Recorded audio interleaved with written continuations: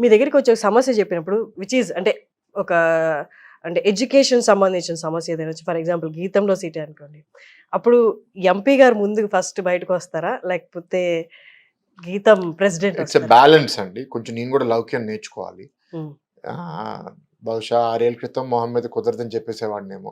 హ్మ్. Last 6 years improve అవుతూ వచ్చాను. హ్మ్. ఇప్పుడు కుదరకపోయినా ట్రై చేస్తానని చెప్తాను. బట్ బై అండ్ లార్జ్ ఏంటంటే నేను 19 ఎలక్షన్స్ ముందు, ఈసారి 24 ఎలక్షన్స్ ముందు కూడా నమ్మింది ఏంటంటే కుదిరినంత వరకు నా నిజాయితీ, నా ఆలోచన ప్రజలకి తెలవాలి. అది నచ్చితేనే వాళ్ళు ఓటేయాలి. గెలవడానికి ఏదో అబద్ధం చెప్పి గెలిసిన తర్వాత మళ్ళీ దాన్ని కవరప్ చేసుకోవడానికి ఇంకో ఆట ఆడడం నాకు ఇష్టం లేదు. ఈసారి కూడా నేను ఎలక్షన్స్ అప్పుడు చాలా దగ్గరలో ప్రెషర్ వస్తది. హ్మ్. చెప్పేసే పర్వాలేదు మర్చిపోతారు.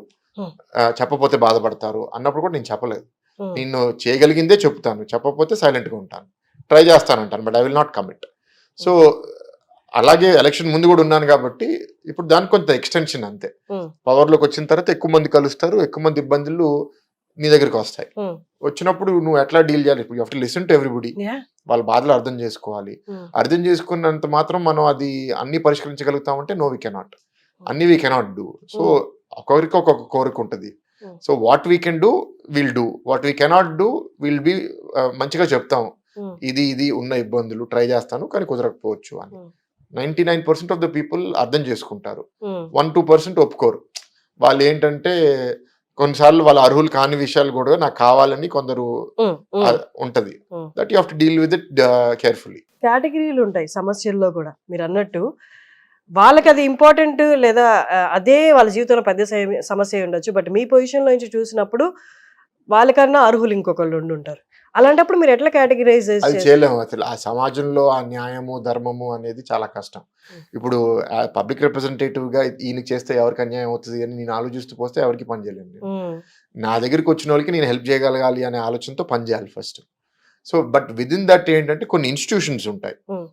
ఇప్పుడు ఒకరికి ఉద్యోగం ఇవ్వడం వల్ల ఇంకొకరికి ఉద్యోగం పోతుంది అనే ఆలోచన రావడం కష్టం గానీ, హ్మ్. ఒక యూనివర్సిటీకి ఒక వైస్ ఛాన్సలర్‌గా రికమెండ్ చేయండి, లేపోతే ఈ పదవికి రికమెండ్ చేయండి అంటే అది నేను అంత తొందరగా చేయను. హ్మ్.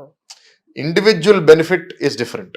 నాకు ఒక ఆర్గనైజేషన్‌లో లేతే ఒక రెస్పాన్సిబిలిటీ ఇవ్వండి, అది ఇంతమందిని ఇన్వాల్వ్ చేసే రెస్పాన్సిబిలిటీ అంటే, హ్మ్. అది నేను అంత తొందరపాటులో ఎవరికీ కమిట్ అవ్వను. మీ తాతగారు మూర్తి గారు ఆహ్, ఆయన నడిచొస్తుంటేనే చాలామంది నేను మీ ఇంటర్వ్యూ చేసే ముందు అడిగాను. హ్మ్. ఆయన నడిచొస్తుంటే ఒక మల్లెపువ్వు నడిచొస్తున్నట్లు ఉండేదంట. హ్మ్. అంటే వారి తేజస్సు గాని, ఆయన చేసిన వర్క్ గాని అలా ఉండేది. అదేం మాకు రాలేదు. ఆ! అంటే, అంటే డూ యూ ఫీల్ దట్ ఆయన పాదాల్లో ఎగ్జాక్ట్‌గా నడవాలి, అదే చేయాలి అని ఎప్పుడైనా ఉంటదా? ఒకవేళ హి ఈస్ వెరీ నడవలేకపోతే అంటే ఇప్పుడు మీరు ఆయన ఫోటో ఉందా నా ఎనకాల? ఆ! అందుకే అట్లా చూస్తున్నా. ఆయన he is very well groomed and disciplined అండి. హ్మ్. ఎప్పుడు చాలా నీట్‌గా టిప్ టాప్‌గా ఉంటారు. మంచి బట్టలు మడతలు లేని బట్టలేసుకుంటారు. హ్మ్. దాని తర్వాత అసలు గడ్డం ఉండదు. హ్మ్. హెయిర్ కూడా చాలా కరెక్ట్‌గా ఉంటది. పొద్దున్న 5 గంటలకు లెగుస్తారు. హ్మ్. ఎంటైర్ లైఫ్ ఒక డిసిప్లిన్, ఒక హార్డ్ వర్క్‌తో బతికారు. నేను I am almost opposite of that. నేను 5 గంటలకు లెగవను. I am a late riser. Hmm. నా గడ్డం చూడండి ఎట్లా ఉందో. So, hmm. I don't groom myself that well. Hmm. So, ఒక విధంగా చాలా చాలా మందికి డిఫరెంట్‌గా అనిపిస్తాను. ఒక హ్మ్. విధంగా ఏంటంటే కామన్ మ్యాన్ లాగా ఉన్నాడు తిను. హ్మ్. హి హ్మ్. ఈస్ నాట్ డిఫరెంట్ అనే ఫీలింగ్ కూడా కొందరికొస్తది. యాహ్! అండ్ తాతగారు ఉన్నప్పుడు సీట్ల విషయంలో గాని, దాన ధర్మాల విషయంలో గాని, అప్పుడున్నందుకు ఇప్పుడు కనిపించట్లేదని బయట talk. I don't know how far this is true because I am not from Vizag. Yeah! How far do you agree with that? అంటే ఇందాక మీరు అడిగిన దానికి ఈ ప్రశ్నకి కూడా నేను ఎగ్జాక్ట్‌గా ఆయనలాగే ఉండాలి. లేతే ఆయన చేసినయన్నీ నేను చేయాలని నాకు లేదు. హ్మ్. బ్రాడ్‌గా ఆయన దేనికోసం నిలబడ్డారు. దాంట్లో నేను ఏదైతే ఇన్‌స్పైర్ అయ్యానో అది నేను కంటిన్యూ చేయాలనుకుంటాను. హ్మ్. ఆయన చేసిన మంచి ముందుకు తీసుకెళ్ళాలనుకుంటాను. నా వల్ల ఆయనకి చెడ్డ పేరు రావాలని అనుకోను. హ్మ్. కానీ ఆయన చేసినయన్ని చేయాలనే నాకు ప్రెషర్ అయితే లేదు. నేను ఆ ప్రెషర్ తీసుకోను కూడా. హ్మ్. చాలా మందొచ్చి మీ తాత అయితే ఇట్లా చేసేవాళ్ళు, మీ తాత ఇట్లా చేసేవారు అంటే నేనైతే చేయనండి చెప్పేస్తాను. పాపం అది మరి కఠినం గదండీ! చెప్పేస్తా. అంటే నన్ను జనాలకి ఒకసారి అడిగితే ఇదేంటొచ్చేది? నేను పొలైట్‌గా ఉంటాను. అదే ఇష్యూ రెండోసారి వచ్చి అడిగితే చెప్పేస్తాను నేను. నేను చేయను. నాకట్లా ఖర్చు పెట్టాలని లేదు. హ్మ్. డబ్బుతో రాజకీయం చేయదలుచుకోవట్లేదు. ఇంకోటి ఆయన 20 ఏళ్ళు రాజకీయం గాకుండా సహాయం.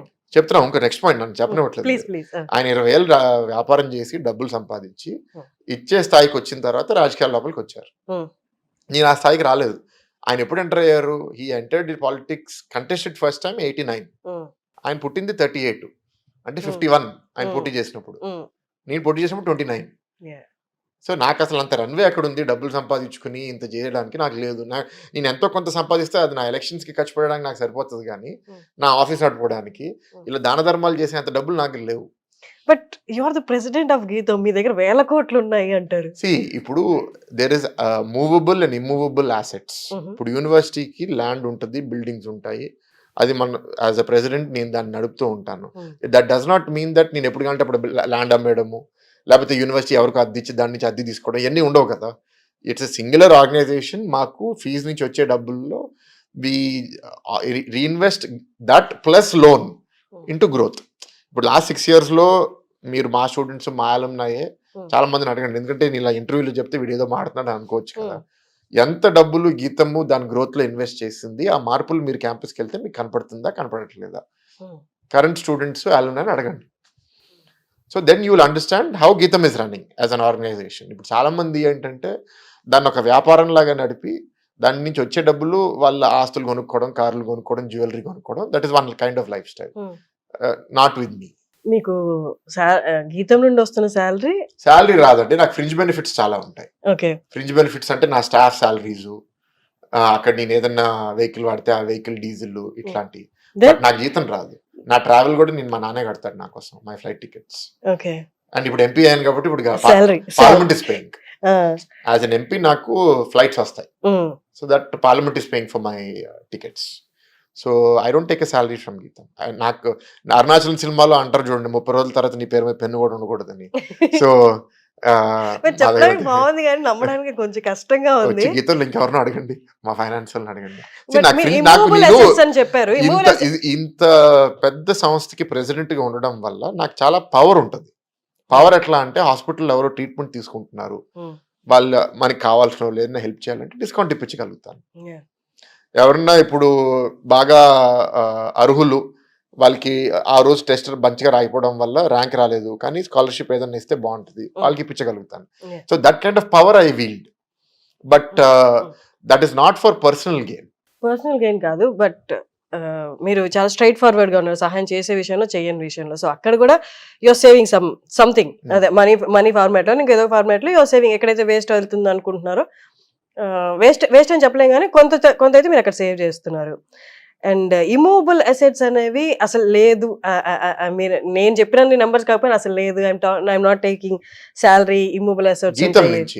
పర్సనలీ ఐఎమ్ వెల్దీ కదా, నేనేం పేదోడిని కాదు కదా, నేనేమి రోడ్డు మీద పుట్టలేదు. మా తాత చాలా వేల కోట్లు సంపాదించి దాంట్లో ఫ్యామిలీ మెంబర్స్ అందరికి ఇచ్చారు కదా, దాంతో నేను కొంత ఇన్వెస్ట్ చేసుకుని నేను వ్యాపారం చేసుకుంటూ ఉంటాను. ఆ డబ్బులతోనే కదా నేను ఎలక్షన్స్ పోటీ చేసేది. సో నేను ఎలా కరెక్ట్ చేయొచ్చు? వేల అనేది లేవు, ఇప్పుడు అన్ని వందలకు వచ్చేసి. So I correct myself, 100 కోట్ల. I have declared in my election affidavit also కదా. I think it's somewhere around 200 something crores. Okay. Suman టీవీలో మీ పర్సనల్ అండ్ బిజినెస్ ప్రమోషన్స్ కోసం కింది నెంబర్కి కాంటాక్ట్ చేయండి.